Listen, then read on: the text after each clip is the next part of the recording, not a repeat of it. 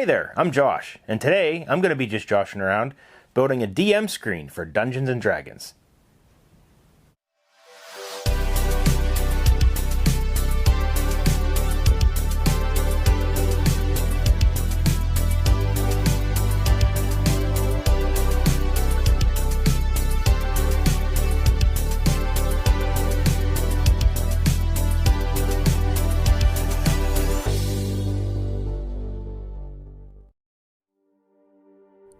A short time ago, my friend Joe from church asked me to build him a DM screen, to which I replied, "What is that exactly?"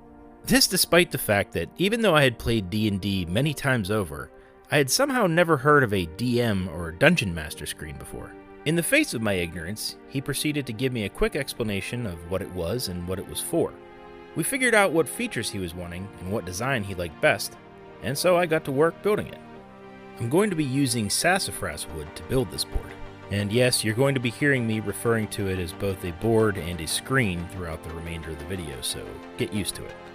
Anyway, sassafras wasn't exactly a specific choice of wood that I was going to be using. It's just a species of which I have an abundance. Regardless, it has a nice grain and density, so it's going to be perfect for this project. What you've been seeing me do so far is putting a straight edge on this board. I'm doing this by clamping the board to a sled that I then push through the table saw, and this is just because I don't have a joiner. I can then guide the straight edge along the fence through the table saw to rip the board down to size. Next, I set up my crosscut sled with a stop block so that I could cut all the boards down to the correct length. The stop block works great to ensure that I get the exact same length of cut every single time. You probably noticed I'm doing two different sizes of boards, and you'll see why here in a moment. With everything cut, it was time for glue up. And for that, I'm using weld bond glue. This stuff just works great and I've never had an issue with it. For now, I'm just going to be gluing together all the bigger pieces. I'm making two panels this size that consist of two planks, and I'm using the thinner strips as both spacers and calling boards, to which I already applied some masking tape to ensure that they don't stick to the other boards. With the smaller panels done, I moved on to the larger one, which is double the size, so 4 planks instead of 2.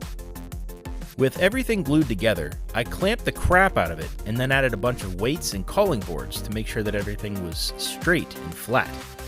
Then I let them sit for a couple of days. Next, I decided to rip these trim strips in half because they were entirely too thick for this project. And even though these things are going to kinda somewhat help to hold the panels together, they're more cosmetic than anything, so they don't really need to be super thick. Hey, here's a funny thing that happened. Did you ever see something that would make an amateur woodworker crap their pants in terror? 'Cause you're about to. Did you see that? Here, let me slow it down for you and take a closer look. You can see here a couple of things happened. One, the push stick in my right hand got ripped out of my hand, flipped around, and cracked my knuckles really hard. 2, the inner piece of the strip that I was ripping down got shot across the garage like a rocket and actually left a little divot in the drywall on the other side. And 3, my throat plate got completely destroyed. The moral of the story is, woodworking can be dangerous, kids, so be careful.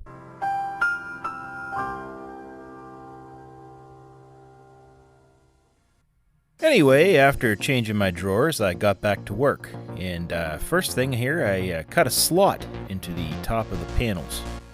Next, I used a roundover bit on my router to, round over the edges on the panels. I also went ahead and rounded over the outside edges of all the trim strips as well. Next, I used my spring-loaded center punch to mark all the holes that I'll be drilling on these trim strips. And for that, I countersunk the holes using a Forstner bit. Next up is my personal favorite part of every project. You know it, you love it, sanding. Sanding, as always, is a crucial and necessary step to ensure that your piece is looking fine and smooth, and also to make sure that you don't get any splinters in your little fingers. Now this is a step that is newer to some of my more recent woodworking projects, a laser. Please be careful. You don't want to be in the way when my laser goes off. If you haven't seen it, I did a whole video detailing this laser engraver and cutter that I got late last year, so check it out.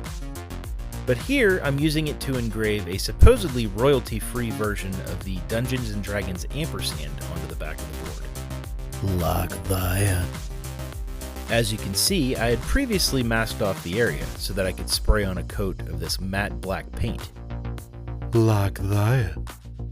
Then, I very carefully removed all the masking to reveal a nice, crisp, engraved image with a stark contrast. Like that. Okay, that's enough of the Bobby Duke ripoff. Okay, sorry about that. I get carried away sometimes. Anyway, now I'm engraving and cutting out some little chips that I'll be using later in the project. I basically repeated the same steps with these to get the same effect. Next, I used the laser to cut out some pieces that are going to look like some ornamental gate hinge hardware, which is actually pretty easy to do with the laser software. With that done, I then used the laser to engrave these holes in the panels before staining it. The reason being is because I didn't have the exact size drill bits to make the holes. They were either too big or too small. So I thought the laser was a nice alternative. Although next time, I'll just go buy the right size bit, because that engraving took forever. Anyway, I'm staining the main panels using brown shoe polish. Why shoe polish, you may ask? Well, I did a couple test tries with the stains that I had on hand, and honestly, this was the closest to the look that I was going for. For the trim strips, I wanted them to have a different contrast and to stand out against the panels, so I mixed a little bit of black shoe polish in with the brown and then brushed it on. With the pieces all stained, I then moved on to installing the hinge hardware. And for this, I'm using black powder-coated piano hinges. Nothing too special here, I just drilled the holes and then drove in all the screws. Once the hinges were installed, I then installed the latch. This is just to keep the screen securely closed for transport or storage. Again, nothing too special here, I just drilled the holes and then drove in all the screws. With that done, I then moved on to installing all the trim strips. This was pretty simple, I just drove in screws through all those countersunk holes. Next, I wanted these trim strips to look like they'd been riveted onto the board. So I took some hardwood button plugs, painted them black, and then used a mallet to tap them into place. Next, for those ornamental hinge gate pieces that I cut out on the laser, I painted them black and then used some CA glue to glue them onto the board. I also used the same button trick to make it look like they are riveted in place. Now, to make everything look like it's authentic old-timey metal, I just used some metallic copper model paint to dry brush onto everything. This helps to give it the appearance of worn, beat-up, oil-rubbed bronze hardware, and I think it looks really cool. The next thing I did was to add some velvet strips to the bottom of the board. This is to hopefully help ensure that it doesn't scratch up any tabletops with use. The last thing I did was to install the magnets. These are just basic, adhesive back magnets that I pushed into the countersunk holes on the tops. The other holes are to hold the accompanying magnets that I have the chips on top that I made earlier. And with that, this DM screen is done. Let's take a look at it all finished up.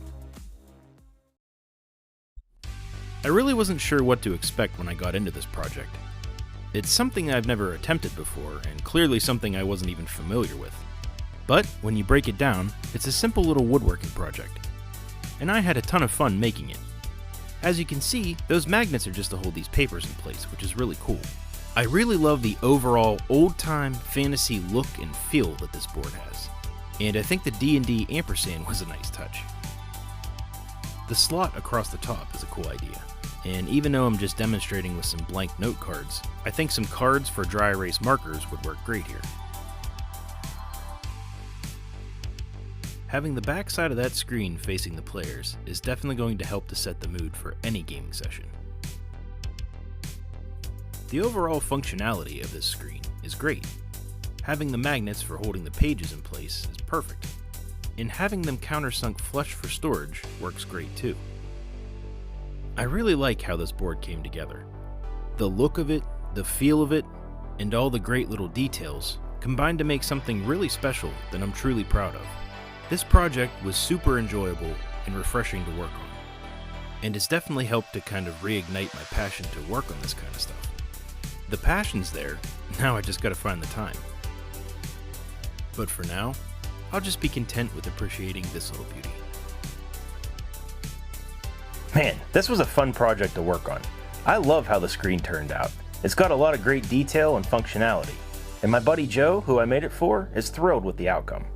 But what do you guys think? Be sure to let me know down in the comments. I hope you enjoyed this video, and maybe you found it helpful in some way. And make sure you check out some of my other stuff that's going to pop up in a moment here. That's it for this one. Thanks for watching, and I'll see you next time.